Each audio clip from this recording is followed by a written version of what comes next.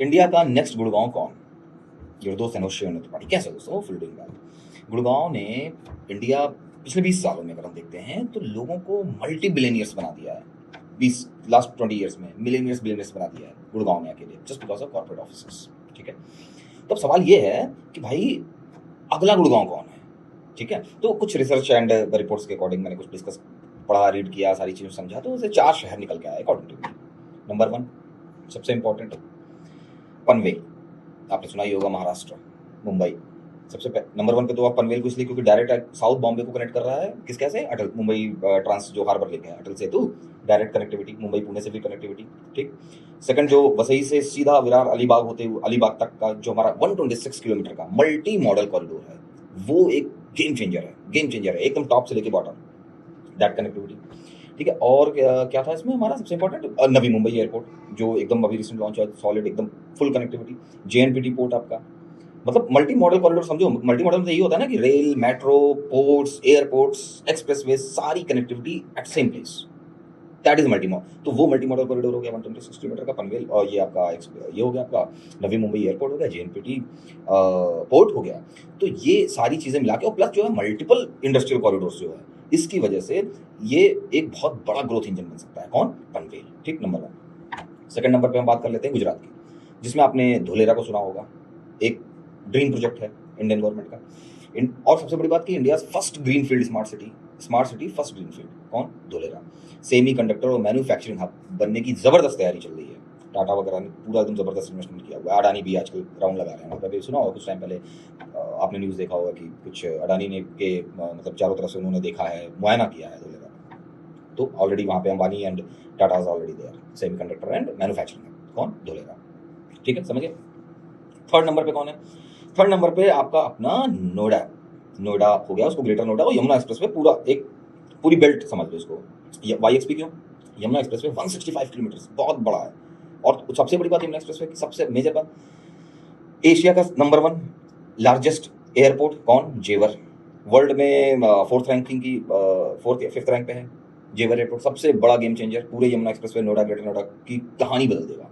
Film city, बहुत बड़ा project है फिल्म सिटी का, 1000 एकर्स में है, अभी 265 फेज वाइज है, 1000 एकर्स का प्रोजेक्ट है फिल्म सिटी। और प्लस मल्टीपल कनेक्टिविटी, डीएमआईसी हो गया आपका, जो डायरेक्ट दिल्ली को मुंबई से कनेक्ट कर रहा है, डीएमआईसी आपका हो गया आपका। और मल्टीपल एक्सप्रेसवे कनेक्टेड हैं, और कई पेरिफेरल एक्सप्रेसवे, मतलब बहुत ही सॉलिड। अगर आप इधर दिल्ली एनसीआर के होगे तो आपको पता होगा वाईएक्सपी की वैल्यू क्या, वर्थ क्या है। पूरे नॉर्थ जोन में अलग ही ये गेम है। ये किसका? Yamuna expressway, Noida, greater Noida Yamuna expressway belt.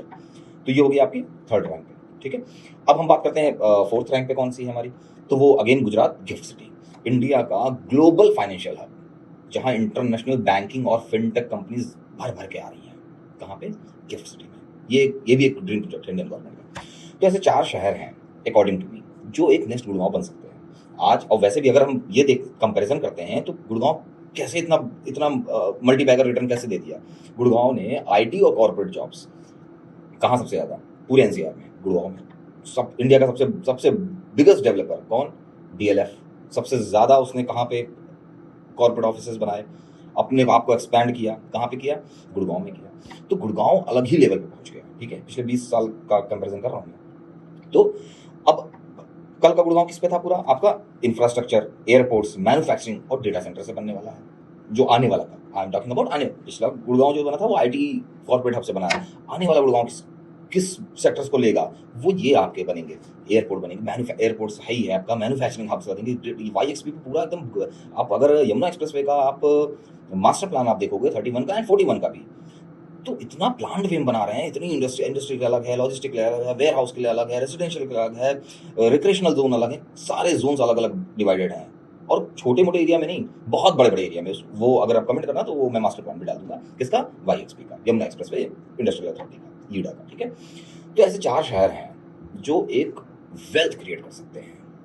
अब आप बताओ कि आपको क्या लगता है, क्या ऐसी कोई और लिस्टिंग, कोई और शहर हैं जो आपकी नॉलेज में हो कि यस ये भी एक नेक्स्ट कॉरिडोर बन सकता है, ग्रोथ इंजन बन सकता है? तो कमेंट सेक्शन में कमेंट करके बताओ।